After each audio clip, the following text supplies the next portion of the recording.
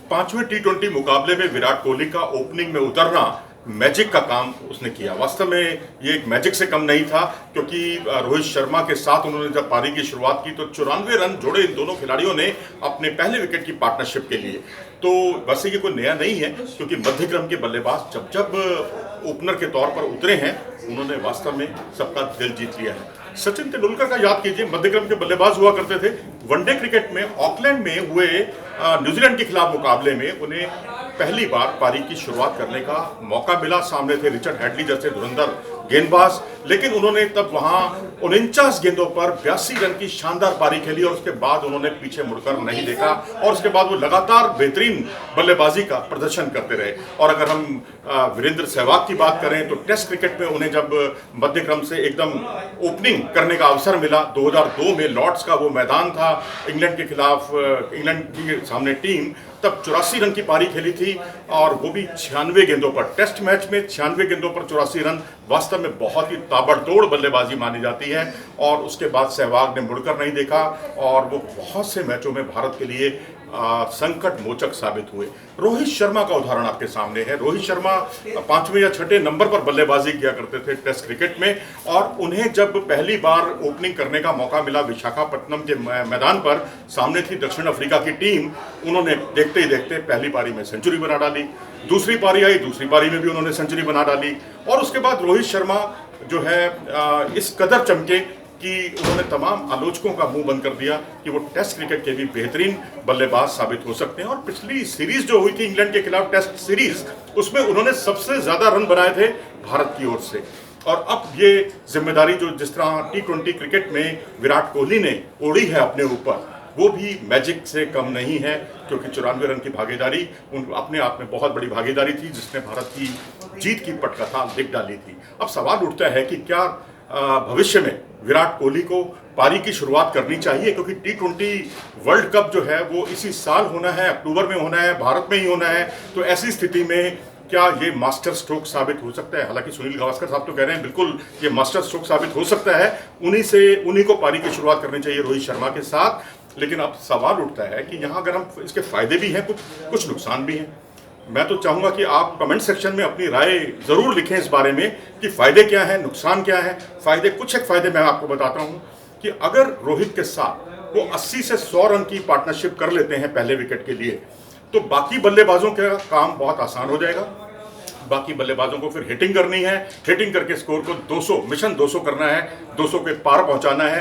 ये बहुत बड़ा काम आसान हो जाएगा यदि ये दोनों बल्लेबाज मिलकर 80 से 100 रन की भागीदारी कर लेते हैं।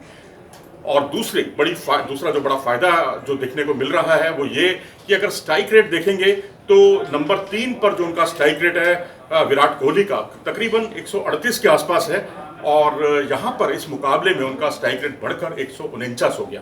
और वैसे भी टी20 क्रिकेट में एवरेज बहुत ज़्यादा मायने नहीं रखती, उससे ज़्यादा मायने रखता है स्ट्राइक रेट। और स्ट्राइक रेट में यदि विराट कोहली के सुधार होता है और वो क्रीज पर टिककर लंबी पारी खेलते हैं, जैसा कि आपने पिछले मैच में देखा, उन्होंने पारी की शुरुआत की और अंत तक जब 20 ओवर पूरे हो गए तो वो वापस नॉट आउट लौटे, तो ये अपने आप में बहुत बड़ा अजूबा था, बहुत बेहतरीन उनका प्रदर्शन था। और तीसरा बड़ा फायदा लगता है कि ईशान किशन या सूर्य कुमार यादव जो टीम इंडिया के बहुत ही उभरते हुए बल्लेबाज हैं, ये नंबर 4 पर विराट कोहली को आना पड़ता है इनकी वजह से।